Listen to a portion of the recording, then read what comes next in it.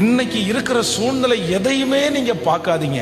இன்னைக்கு ஒருவேளை உங்களுக்குள்ள நிறைய தடுமாற்றம் இருக்கலாம். இன்னைக்கு நீங்க விழுந்து விழுந்து ஒருவேளை நீங்க எழும்பலாம். ஒருவேளை இன்னைக்கு உங்களுக்கு எதுவுமே புரியாம இருக்கலாம், எதுவுமே உங்களுக்கு விளங்காம இருக்கலாம். நானும் அப்படிதான் நினைக்கிறேன். என்னுடைய லைஃப்ல எனக்கு உங்களுடைய வயசுல இருக்கும்போது பெரிய டார்கெட் எதுவுமே இல்லை, பெரிய யோசனை எதுவுமே இல்லை. எனக்கு எப்பவுமே என்னுடைய கண்ணுக்கு முன்னாடி என்னுடைய குடும்பம் தான் எனக்கு முன்னாடி நிற்கும்.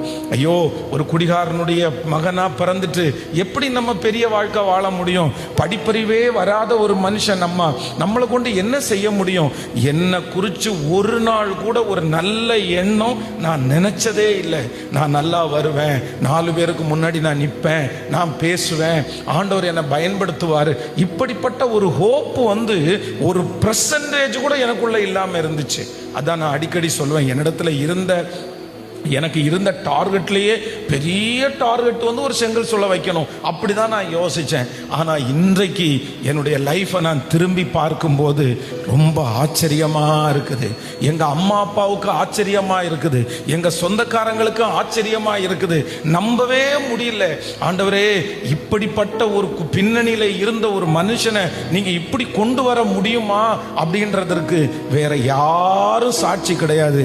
உங்கள் முன்னாடி நிற்கிற நான் தான் உங்களுக்கு சாட்சி.